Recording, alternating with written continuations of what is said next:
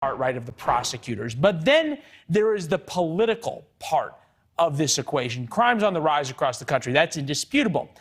Democrats, though, who had been really hurt by the defund the police narrative, well, now they are trying to capitalize on the issue and blame Republicans. The strategy comes just 2 years after Democrats echoed calls to defund the police throughout the country following the death of George Floyd. It certainly hurt them in the polls in terms of who trusts which party to deal with crime. Take a listen to a clip from a campaign ad, though, by Georgia Democrat for Governor Stacey Abrams. As a former deputy sheriff, I've seen all kinds of gun crimes. And I can tell you, Brian Kemp's new law is dangerous. It makes it easier for criminals to carry loaded guns in public. At the movies, in church, no permit, no background check. Mr. Kemp, I call that criminal carry. Brian Kemp may talk tough, but he makes us less safe. Because the last place we want more criminals with guns is here. Powerful ad. It's part of a trend in swing states ahead of the midterms. Democrats jumping on the law enforcement bandwagon after 2 years of calls to defund the police backfired and sent crime soaring across the nation. Someone who knows just a little bit about running for governor himself, former governor, Republican of the state of New York, George Pataki. Hey, Governor, it's good to see you. I appreciate it. Well, we live in an upside-down world. I guess we could start there. Absolutely, Lena, and it's just a disaster. This past weekend, not the 4th of July, Labor Day, the 2-day weekend, 26 people were shot in New York City. And the truth of the matter is very simple. Left-wing Democratic politicians are getting innocent people killed in cities across America. And their policies are a failure. They are ideologically imposed against, in often cases, the rule of law. And the voters, I think, are smart enough to know that they're the problem, and we need to throw them out if we're going to have safety on our streets again. My job as a journalist is to question you, but it's hard when what you're saying, sadly, is factually correct. I'm wondering what you make, though, of these Democrats. I'm thinking Stacey Abrams, who was a major supporter of the Black Lives Matter movement. And is very close to defund the police movement, although we don't have her on record saying those words exactly. And yet now she's running on this, I'm going to keep you safe because I'm going to keep the guns out of the hands of criminals and out of schools. Should Republicans be worried that one of your prime talking points in issues is going to get co-opted? Yes, we should be worried because clearly across the country and in Georgia and in New York, the top issue is crime. And it's because of the failure of Democratic politicians across the country, including in New York and including in Atlanta. But the Democrats look at the polls. They have smart strategists, and they try to figure out a way that they can turn this around. I just saw that ad for the first time.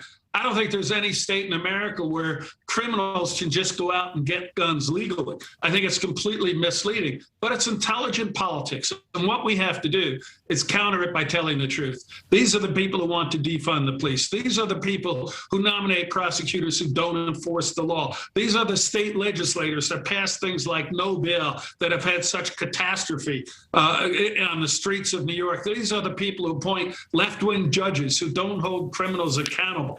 And if we just ignore it, they're going to do their best with their consultants and their outside money to flip the crime issue. The American people are not that stupid, but we have to answer and point out where they're just not telling the truth. And they are, in fact, responsible for this massive increase in crime across America. It's hard to argue that at least the prosecutors in these cities are, Alvin Bragg in, for example, New York, crime up 37%. George Gascon, violent crime up 8% in L.A. Kim Fox in Chicago, overall crime up 34%. Philadelphia, Larry Krasner, violent crime up 8%. Property crime up 31%. Record low arrests in Philadelphia. I think about Larry Krasner just because I'm more familiar with him in Philadelphia. They're trying to impeach him in the state house, but he won re-election. With crime out of control based on his policies. At some point, voters get what they want. That's the American way.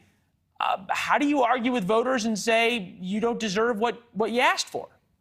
I don't think it's what they asked for. I think you look at that ad in Georgia, and they're deceptive. Georgia's different, Governor, but you think that we're going to turn criminals loose on the street. No, they're not running. Governor Krasker ran the first time and the second time in Philadelphia on not sending people to jail for a lot of different crimes. He ran on not asking for cash bail. He ran after 4 years saying, hey, look, even though crime's up, we need more to combat racism and less prison time. And he was reelected. And look what's happened since he's gotten reelected. And I think if you ask the people, as you know, many times someone gets elected and the voters go, oh, my God, what have I done? And I think that's the case right now when you look at Washington and Joe Biden. And I think in Philadelphia and certainly in Manhattan, when you look at the DA, people who may have voted for him, but they're looking and saying, what have I done? And the sad thing is that, you blame the DAs, and rightfully so. They're not upholding the law. But the governors have the authority to, certainly in New York, to uphold the Constitution. And every elected official takes an oath of office to uphold the laws of the state. Not the laws they agree with, not the laws they think are appropriate. They don't decide what laws are fair and what laws are unfair. They take an oath to uphold all those laws. And when they refuse to do that, they are violating their oath of office and can be removed. And when I was governor, I had a district attorney who refused to consider imposing the death penalty in any case. I removed him from every case where that was a consideration. So it's the failure of the DAs. And the chickens are coming home to roost. And I think people who voted for him are saying, my God, what have I done?